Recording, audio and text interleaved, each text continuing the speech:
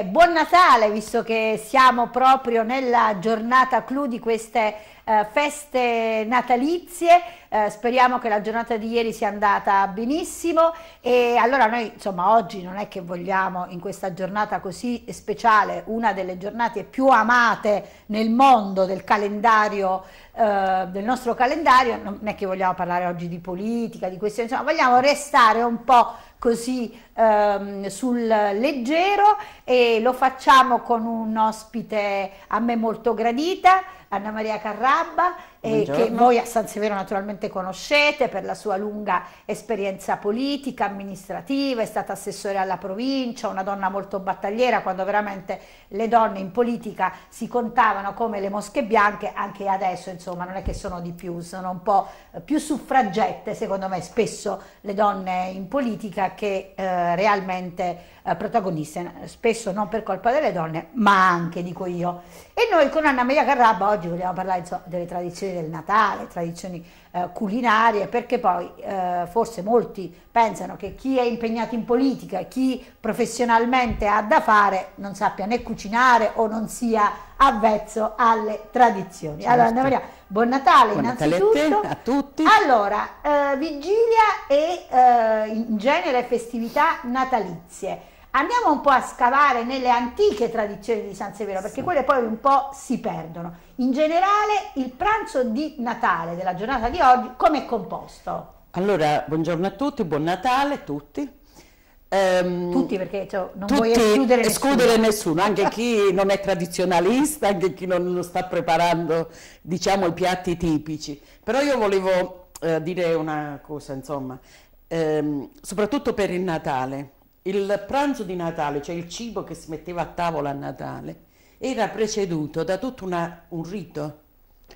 Cioè, nel senso, a parte la spesa il giorno prima, perché comunque poi cominciava tutto il pranzo dalla vigilia e i giorni prima si preparavano i dolci. Quindi San Severo, più che il pranzo di Natale che si svolgeva comunque in famiglia, non c'erano i ristoranti, nelle famiglie allargate, nonne, zie e parenti vari, erano gli odori. Allora, i giorni che precedevano il Natale, l'odore era del fritto, perché i dolci di Natale quasi tutti sono fritti, e poi della cioccolata, della cannella, del mosto cotto, con cui si preparavano, si condivano questi dolci. Il giorno della vigilia era un po' meno odoroso, questo, perché c'erano le broccole, l'anguilla, quindi c'erano questi odori che comunque era una caratteristica, quindi non è tanto il cibo quanto gli odori che tu sentivi. E finito diciamo, la vigilia di Natale, il rito fondamentale per i bambini e per gli anziani, perché le donne avevano i bambini piccoli in casa, quindi erano esclusi da questo rito, si andava alla messa di Natale, cioè la notte di Natale. Per cui gli odori erano quelli del freddo, un po' a volte la nebbia.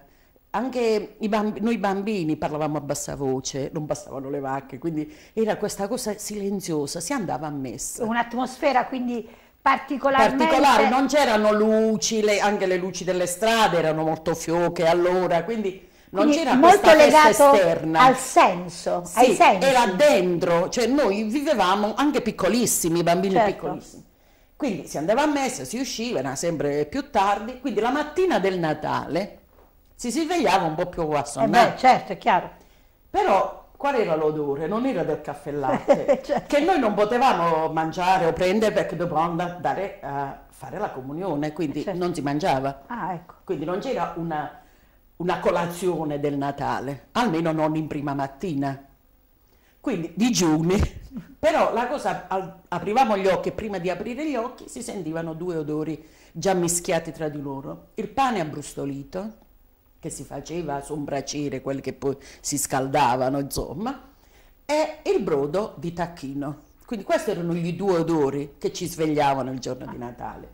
Quando poi da casa alla chiesa, diciamo alla parrocchia nostra, questo odore era usciva da tutte le case, erano soprattutto piani terra, primo piano, quindi gli odori andavano certo, direttamente in strade, casa, certo. i bambini che uscivano alla porta aperta, insomma. È chiaro. Quindi era questo l'odore che ti accompagnava alla messa di Natale. Perché con questo pane, con questo brodo, che si prepara? Si preparava per prendere in giro i bambini, si diceva pancotto. Anche i bambini pensavano le patate, le verdure e il pane, tutti noi un po' spaventati della cosa, insomma, non era quel piatto tipico che se adesso si prende al ristorante, certo, si va al ristorante, lo fanno pagare un occhio della terra. E si ordina il pancotto, insomma. No, per noi era un terrore, poi i bambini così.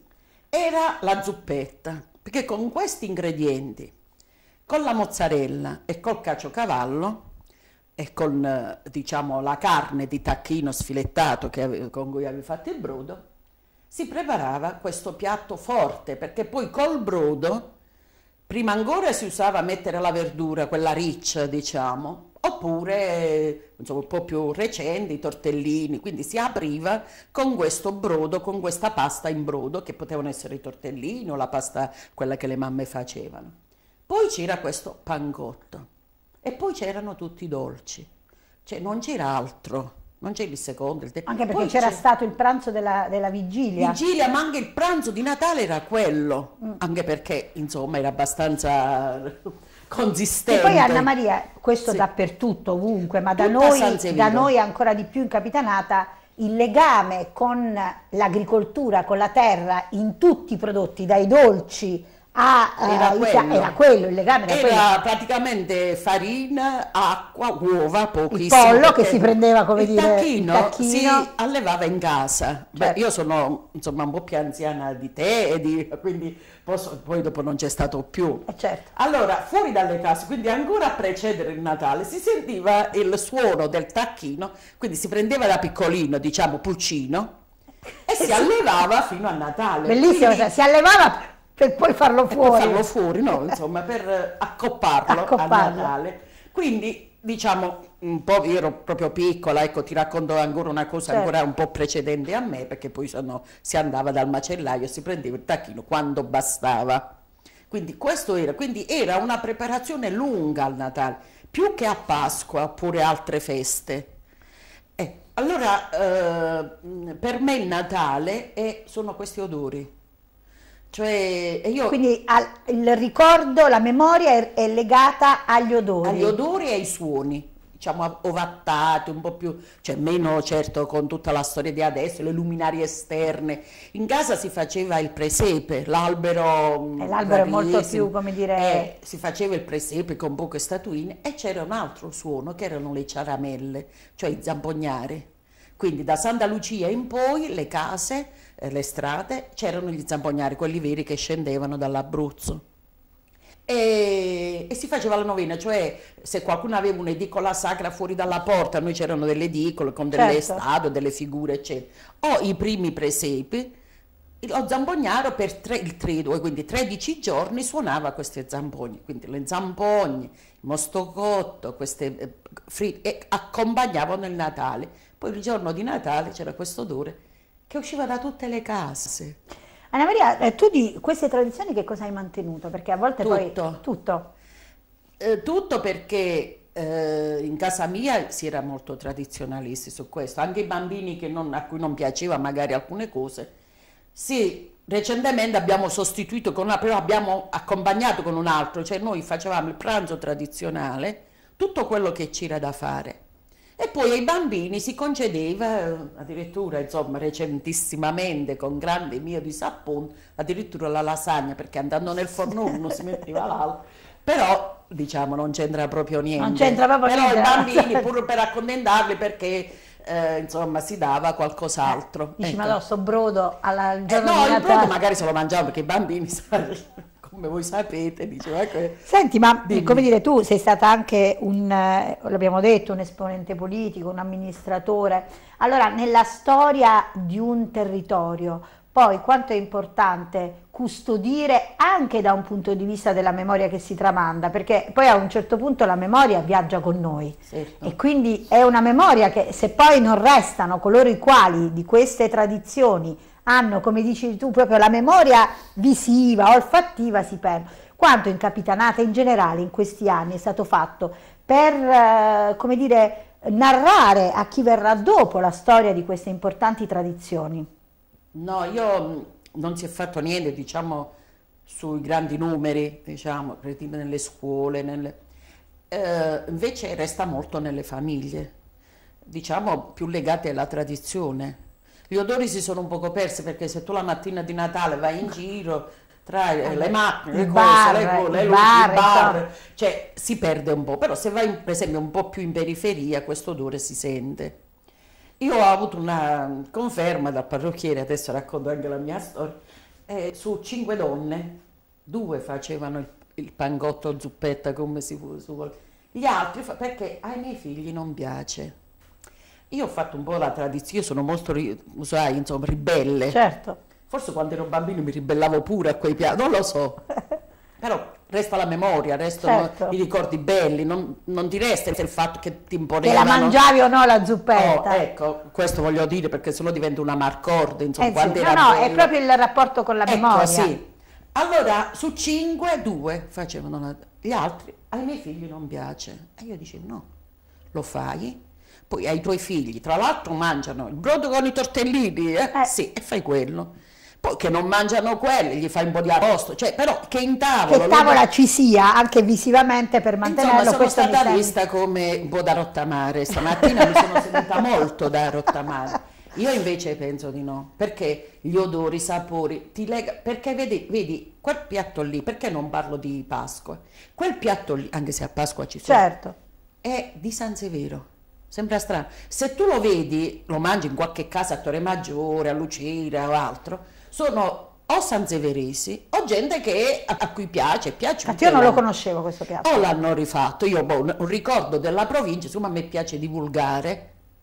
La ricetta l'ho data a una consigliere provinciale, eravamo in 2, una da una parte e una dall'altra, poi sono rimasta da sola per tanti anni. È vero, è vero. Allora cosa ho fatto? Allora ho dato questa mia ricetta perché lei aveva dei parenti qui a San Severo, quindi voleva... Ed è poi un noto ristorante, perché c'era il titolare di questo ristorante che stava a fare il consigliere provinciale, e così se l'è fatto dare, per cui io dopo un mese siamo andati con una delegazione di Trento, col gemellaggio con le università, me lo ricordo. E ci hanno dato il pangotto. E io ho detto, sentite, questa è la ricetta mia. Questa è la mia, ecco perché ogni volta dico vi do la mia ricetta. Sono andata a Parma da dei amici, sono un paio di anni, mi sono portate tutti gli ingredienti. Già, perché poi il problema è anche... Detto, non mi dite niente, domani, l'altro giorno, faccio tutto quello che volete, anche però moderni. Ci deve essere la zuppetta. Però ti devo dire che anche la vicina di casa che è venuta a fare gli auguri si è preso il pezzo di zuppetta. Certo, perché poi anche questo che tu dici, no? Tu lo porti dietro anche ecco, cioè, sì. Ecco, che cos'è il Natale?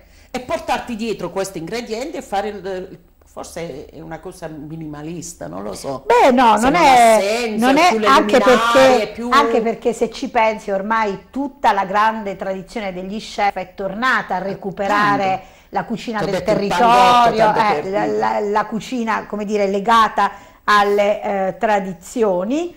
E devo dire anche che in questo tempo di grande crisi economica è anche un modo per recuperare determinati cibi della cucina povera, quella che si intendeva, ma che è una cucina da un punto di vista culinario particolarmente ricca di sapori. Perché è elaborato, cioè quello che tu ci mettevi, gli ingredienti devono essere poveri, no? Il tacchino fuori casa, il tacchino, il pane, il caciocavallo, diciamo, poi in casa, insomma, si trovava tutto. Ma era la preparazione molto lunga. Come si lunga. fa? Perché adesso dobbiamo dire. La preparazione lunga. Senza dire i segreti, ma... No, ma io lo dico perché a me piace, se una ragazza magari adesso che si prepara a uscire, a fare altre cose, poi dici, ma chissà forse... Quindi adesso dovete prendere carta e penna, perché insomma poi queste tradizioni vanno... carta e penna oggi non vi dà consigli politici, però poi alla fine insomma una battuta sull'attuale momento politico non glielo possiamo... Ci vuole un buon bancotto. Allora, vediamo come si fa la zuppetta, stiamo parlando, tipico piatto di San Severo del Natale. Allora, anche qui una premessa, in ogni caso, in ogni famiglia, perché non era la casa, era la famiglia. Beh, certo, la famiglia. C'era un modo di farlo, cioè gli ingredienti sono gli stessi, il brodo di tacchino filtrato naturalmente, il tacchino sfilettato, la mozzarella a fette, tutto molto sottile, ecco. Certo. Adesso si usa la mandolina. Insomma, certo. Invece prima con la pazienza del coltello, un po' che tagliava un po' meglio rispetto agli altri, sì. Che poi in quel momento non tagliava nessuno, no? Anche quello. Certo. Allora, si taglia pure diciamo il caciocavallo molto sottile, quello più fresco, quello si grattugia, quindi il caciocavallo a fette e grattugiato, le mozzarelle a fette, il tacchino e il pane. Il pane che si fa a brustolire, prima era sul braciere. Ma il pane diciamo del giorno prima, un po' un paio di giorni prima. Un paio di giorni prima. 2 giorni prima. Io si prendo un pane particolare anche 3 giorni prima. Anche 3 giorni lo avvolgo in un panno perché sennò nella plastica. Certo. Il consiglio del pane che non si mette mai. Ququindi è pane a pagnotta? A pagnotta, quando più grande è la pagnotta, quindi uno magari se la fa tagliare a metà, perché deve essere abbastanza alta. Ok. Ecco. Allora si taglia a fette, abbastanza sottili, e si fa brustolire questo pane. Qui poi, ecco, le varianti poi possiamo dirle. Si fa a pezzetti questo pane, una bella teglia tonda e alta, certo. Quindi non una teglia, diciamo, alta, insomma, si ha proprio apposta perché deve essere un po' più alta. Quindi questi pezzettini di pane sotto, poi si fa a strati come una lasagna, la carne sfilettata, la mozzarella e tutto il resto. Poi si rimette un altro strato di pane, però non così diciamo compatto come il primo strato che deve coprire la teglia, dice un po' sparso, diciamo, certo. Diventa anche lui un condimento. Certo. Ecco. E poi si continua. Il tacchino, il caciocavallo, a fette. È un timballo. Per piacere, va bene. E la zuppetta. La zuppetta. E si fa così, diciamo, si lascia un paio di diti in questa teglia perché sennò poi ti racconta. Beh, certo. Poi con calma, molta calma, si comincia a bagnare con il mestolo, col brodo. Ah, quindi questo è importante, lo dice Conga, non è che devo versare il brodo. È quello ho detto, il tempo che ci vuole. Quindi questo brodo versato lentamente, con la forchetta si vede così. Mo ti dico pure perché deve assorbire quello giusto. Lentamente, perché sennò sembra che non ci sia, poi invece poi dopo... certo, certo. Allora, lentamente ti fermi anche un po', ti fai una chiacchierata, togli Bella un po' di questa impicci cosa. che hai sul tavolo, certo. Perché può succedere. No, è quando si cucina. Allora, così ti fermi un po' e guardi, cioè, adesso ti dico non è un segreto. No. Allora, con questa forchetta, perché Cristina diceva, poi me lo dici, si scansa un po', quindi si stacca un po' il bordo, e il brodo deve essere poco più della metà, quindi tu devi controllare questo brodo poco più della metà. Accendi il forno a 200-210, però l'altro segreto di casa, adesso non lo so se... Vabbè, così l'altro accorgimento, quindi si mette su un fornello, sul fornello a gas, adesso per fortuna c'è certo. E a calore medio si fa lentamente, sempre schiacciando un po' con questa benedetta forchetta, si lascia bollire un po'. Quindi il sopra deve essere, perché il brodo poi sale, certo. E inzuppa tutto. Quindi quando ha fatto questo bel lavoro lo infili nel forno. E deve stare? Deve fare la crosticina. Deve fare la crosticina senza asciugarsi troppo. Certo. La questione è, si fa sempre con questa forchetta, si guarda, non spaventarsi se c'è un po' di brodo sotto, si tira fuori, si avvolge in un panno, quindi si mette si va a assestare. Ecco. Deve assestare. Perché il brodo se lo deve riprendere, se no diventa, ecco la fretta, se no comincia a tagliare sotto molle sopra asciutto. E non va bene. Quindi ecco perché l'occhio, gli ingredienti devono essere equilibrati, ecco l'odore. Certo. Gli ingredienti devono essere equilibrati. Non è che dici, ho un quintale di mozzarella, ma ci metto tutta la mozzarella. Avanzata. No. Guai. Cioè, avanzata al la proporzione tra pane, formaggio, mozzarella deve essere molto equilibrata. Una domanda solo, il pane a fette o a tocchettini? Allora, io lo faccio a pezzetti. Bello, io dico io perché... Poi c'è tutto un discorso, se tu vai anche perché è zuppetta, quindi deve essere a zuppa. Se vai con delle amiche, io lo faccio così, quindi ci sono tutte le varianti. Una a fette sottile, lo fa asciugare, però non lo fa brustolire. un'altra invece fa le fette come la lasagna. Io poi come, sfotto e dico, certo. dico, ma scusami, allora stai facendo la lasagna Non è col pane. zuppetta, Allora, a fette grandi, adesso anche gli operatori magari hanno fame, secondo me. hanno la loro variante o quelli che hanno visto in casa, per cui in ogni casa c'è una variante, però gli ingredienti sono questi. E io l'ho vista sempre fare così. Peraltro si chiama zuppetta, quindi è ovvio che il pane deve essere la zuppa del latte, della diciamo, mattina con del il latte. che si cominciava la mattina con il Senti pane. Anna Maria, allora invece chiudiamo questa mattinata di Natale invece con un tuo giudizio politico dell'attuale momento, soprattutto in Capitanata, San Severo. Come la vedi? Io Ti vedo male già dalla faccia. No, sai perché non la vedo? Perché non c'è una chiave di lettura, per cui tu stai all'opposizione e critichi, no? Non c'è un quadro proprio politico definito, un progetto politico definito. Progetto politico può essere anche della città, non è che dobbiamo sì, fare certo. le cattedrali, però dire cosa vogliamo che sia, quali sono i punti di forza, i punti di debolezza, si va avanti. Cioè si va alla giornata, dallo sussurro che magari qualcuno che può sussurrare meglio, oppure che sa gridare meglio. Questa definizione politica del sussurro politico è bella. Sì, perché bisogna stare lì. Oppure chi grida di più, certo. Chi si impone di più, chi porta più truppe Cammellate. in fila per uno e quindi costituiscono la maggioranza. Io non ho niente da dire, gente col fucile dietro, almeno a San Severo non ne ho viste. Certo. Però molto. Quindi non sei fiduciosa? No, perché abbiamo smarrito, cioè non è che io non condivido questo progetto politico, perché poteva essere il mio o mio come età, diciamo certo, così. certo. Ma non lo vedo proprio, non lo sento nelle persone, non sento questa tensione. Qualcuno dice, ma è la crisi. Io ho letto un libro, ho letto stanotte alle 2, ho finito, di Luciana Castellina, ho letto di una Puglia più che misera, più da terzo mondo, dove mancava il pane, mancavano le scarpe.